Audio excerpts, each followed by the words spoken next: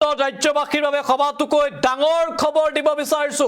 18 বছৰৰ ওপৰৰ ব্যক্তিয়ে লাভ নকৰে আধাৰ কাৰ্ড 18 বছৰৰ উৰ্ধৰ ব্যক্তিৰ ক্ষেত্ৰত আধাৰ কাৰ্ড এতিয়াৰ পৰা তেওঁলোকে নাপাব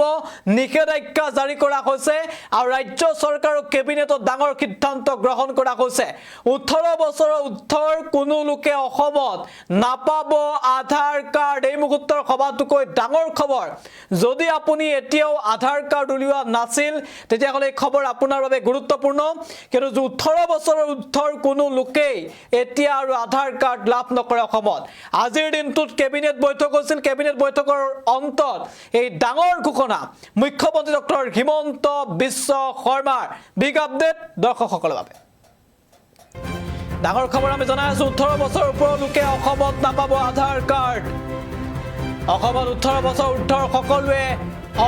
সকলোৱে পাইছে আধাৰ এই কথা ঘোষণা কৰিছে মুখ্যমন্ত্ৰীয়ে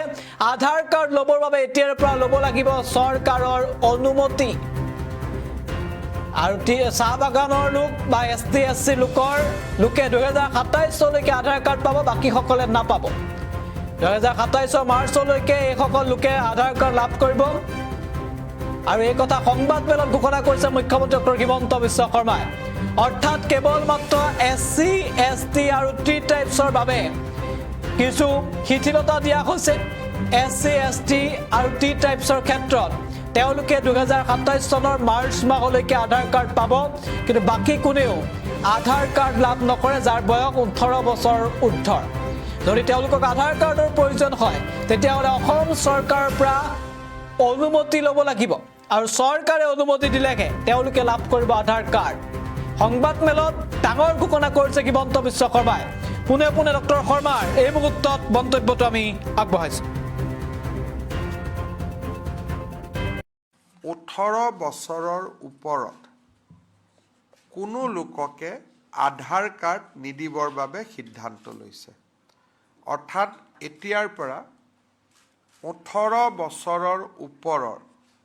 কোনো ব্যক্তিয়ে অসমত আধাৰ কাৰ্ড ল'ব নোৱাৰিব কাৰণ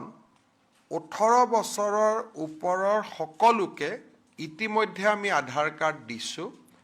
আৰু 100% সেচুৰেশন লেভেল আমি পাই গৈছোঁ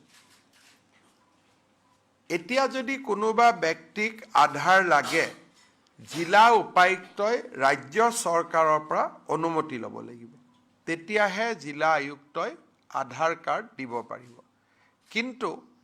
18 বছৰৰ তলৰ যুৱক যুৱতীৰ বাবে এই প্ৰতিবন্ধকতা নাথাকিব আনহাতে 2027 চনৰ মাৰ্চলৈকে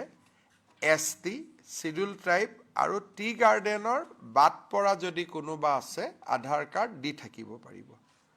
তাৰ মানে আকৌ এবাৰ মই কৈছো no one will get আধাৰ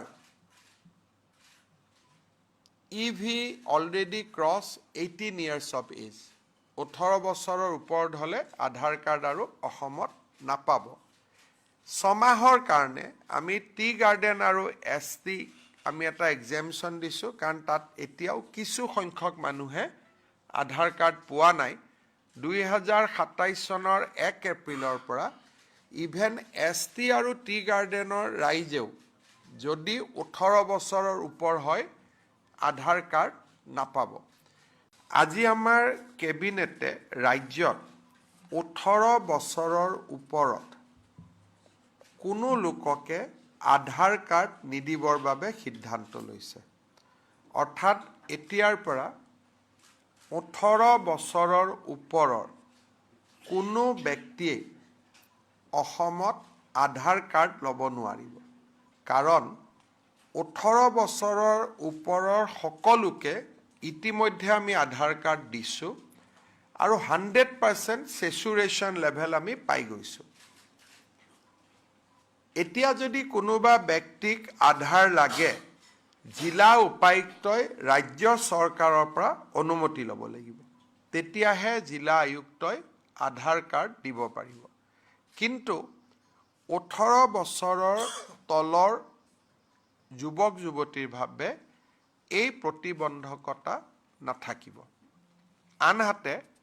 2027 চনৰ মাৰ্চলৈকে ST, শিডিউল ট্ৰাইব আৰু টি গাৰ্ডেনৰ বাদ পৰা যদি কোনোবা আছে আধাৰ কাৰ্ড দি থাকিব পাৰিব। তাৰমানে আকৌ এবাৰ মই কৈছোঁ, no one will get Aadhaar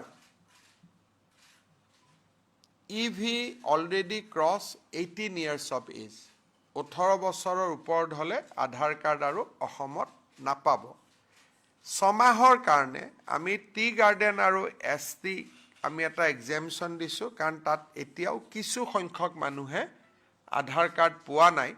2027 চনৰ 1 এপ্ৰিলৰ পৰা ইভেন ST আৰু টি গাৰ্ডেনৰ ৰাইজেও যদি 18 বছৰৰ ওপৰ হয় আধাৰ কাৰ্ড নাপাব।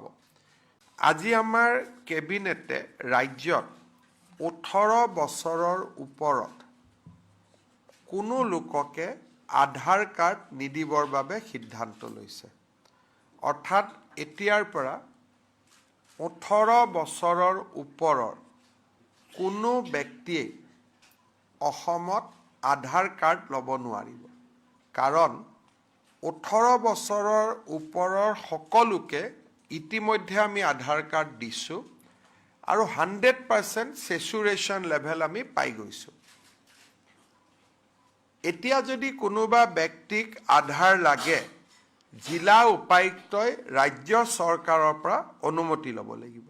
তেতিয়াহে জিলা আয়ুক্তই আধাৰ কাৰ্ড দিব পাৰিব। কিন্তু 18 বছৰৰ তলৰ যুৱক যুৱতীৰ বাবে এই প্ৰতিবন্ধকতা নাথাকিব। আনহাতে 2027 চনৰ মাৰ্চলৈকে ST, শিডিউল ট্ৰাইব আৰু টি গাৰ্ডেনৰ বাদ পৰা যদি কোনোবা আছে আধাৰ কাৰ্ড দি থাকিব পাৰিব। তাৰমানে আকৌ এবাৰ মই কৈছোঁ, no one will get Aadhaar if he already cross 18 years of age.